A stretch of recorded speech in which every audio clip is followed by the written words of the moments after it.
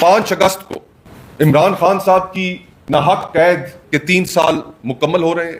جو سلسلہ ہم شروع کرنے جا رہے ہیں اس کا اسکیجول اتحادی جماعتوں کے ساتھ مزید مشاورت کرنے کے بعد آپ سے شیئر کیا جائے گا.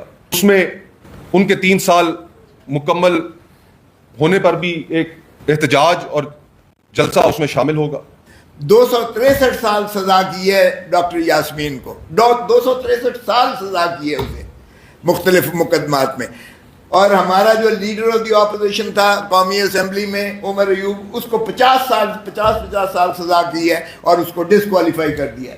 ہمارا لیڈر آف دی اپوزیشن جو سینٹ میں تھا شبلی فراز, اس کو بھی ڈسکوالیفائی کر کے اس کی سیٹ خالی کر کے اس کو جو ہے 50 سال سزا کروائی ہے.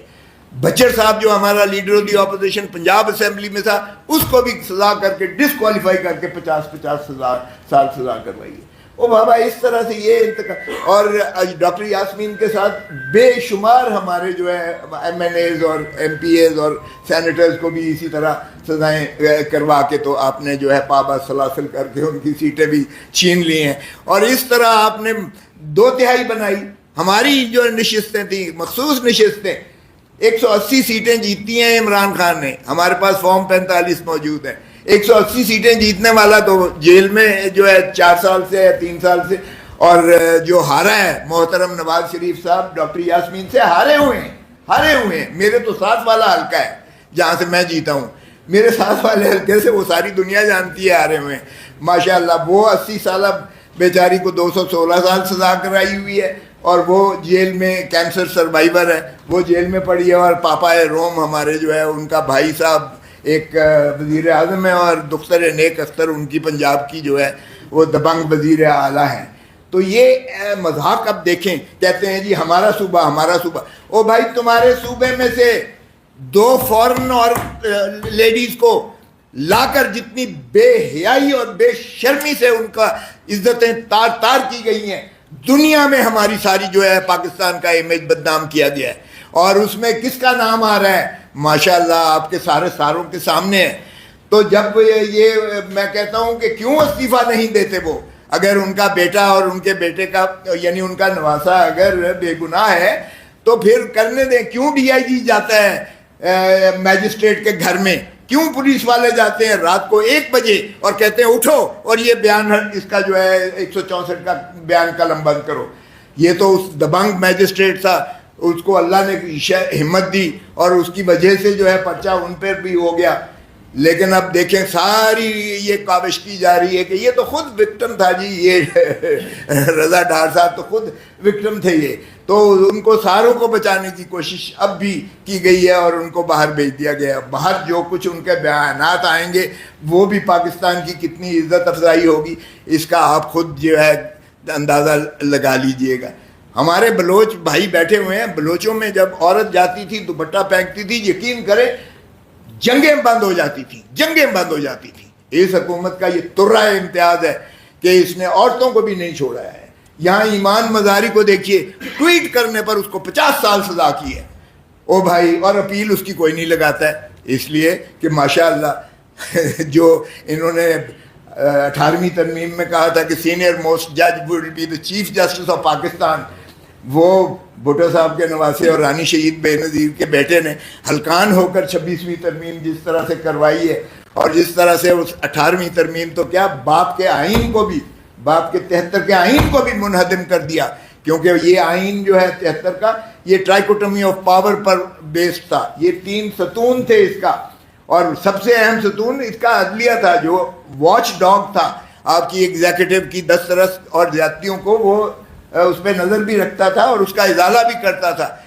آپ نے تو عدلیہ کو منہدم کر کے تابع کر دیا ایگزیکٹو کے.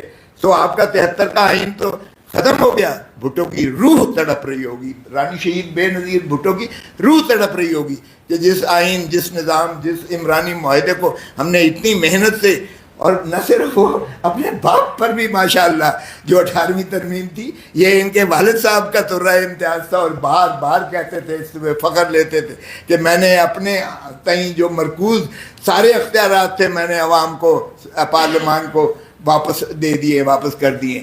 ارے اس لیے واپس کیے تھے کہ 26ویں اور 27ویں ترمیم میں آپ کا جو ہے بیٹا وہ ساروں کو منہدم کر کے اس کا بھی جو ہے اتنا روپ لائے کہ ختم کر دے سارا سلسلے. باقی جہاں تک تعلق ہے اچکزئی صاحب نے بارہا جا کے ان کے پرائم منسٹر، ہم مانتے نہیں ہیں فارم 47 کا ہے، لیکن باہر کیف نیگوسیشن سے بھی ہم نے تو بار ہاتھ بھیجا ہے، لیکن جب انہیں کہا جائے کہ عمران خان سے ملاقات کروا دو تو وہ کہتے ہیں پوچھ کے بتاؤں گا. تو پوچھ کے جس سے بتانی ہے بھائی آپ پوچھ لیں جو بھی آپ نے کرنا ہے، لیکن خدا را جب وہ ملک نہیں چلا سک رہے ہیں تو پھر آئیے ہوش کے ناخن لیں، ہم مل کر بیٹھیں اور پاکستان باقی کو بچائیں. پاکستان کے آئین کو اپنی اصلی شکل میں بحال کرنے سے، عدلیہ کو آزاد کرنے سے، الیکشن کمیشن انڈیپینڈنٹ ہونے سے، شفاف الیکشن سے، یہی آپ کی وفاق کا حل ہے. اور جب تک آپ یہ پولیٹیکل اسٹیبلٹی نہیں آئے گی، ہمیں جلسے نہیں کرنے دیتے. ارے بابا سیاسی جماعتوں کو جلسے کرنے دو، اسی طرح قومیت آپ کی بڑھے گی، اسی طرح آپ کا جو ہے ایک وفاق کا جو ہے آپس میں ہوموجینٹی آئے گی. وفاق چلتی ہی اسی طرح ہے جب آپ مختلف الآراء خیالات کو جو ہے مشتہر ہونے دیتے ہیں، تو تب ایک ہم آہنگی اور یگانگت اور میل ملاپ سے جو ہے معاملات شروع ہوتے ہیں. اور اختلاف رائے آپ کا جو حق ہے، آپ پر پیکا پر فوراً جو ہے یہ پابندیاں ختم کی جائیں. آپ کے جن لوگوں کو گرفتار کیا ہے یا ان کو جو ہے جہاں بھی ان کو پابند سلاسل کر کیا ہوا ہے، ان کی فوراً مخلصی ہو. پیکا کے یہ ڈریکونین ایکٹس ہمیں نامنظور ہیں.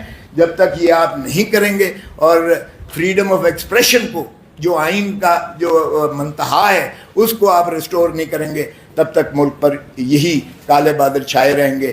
تھینک یو ویری مچ سر. پاکستان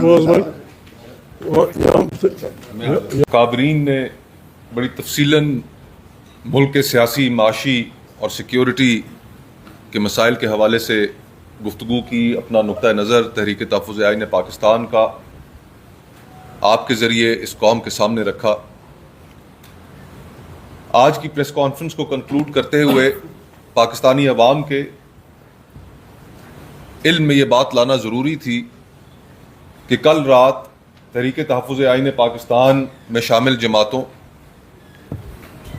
کی ایک مشاورتی میٹنگ ہوئی، اور اس مشاورتی اجلاس میں ملک کی اس پیچیدہ اور گمبھیر صورتحال پر کچھ مطالبات طے کیے گئے. بہت سی گفتگو ہو چکی، اس کو میں دہرانا نہیں چاہتا، لیکن مختصراً آپ کے سامنے ان مطالبات کو رکھنا چاہتا ہوں جو ہم سمجھتے ہیں کہ ملک جس بھنور میں پھنس چکا ہے، جس طوفان میں پھنس چکا ہے، جس آگ میں جل رہا ہے، اگر آپ نے اس کی تپش میں کمی لانی ہے تو پھر ان پر عمل کرنا بہت ضروری ہے.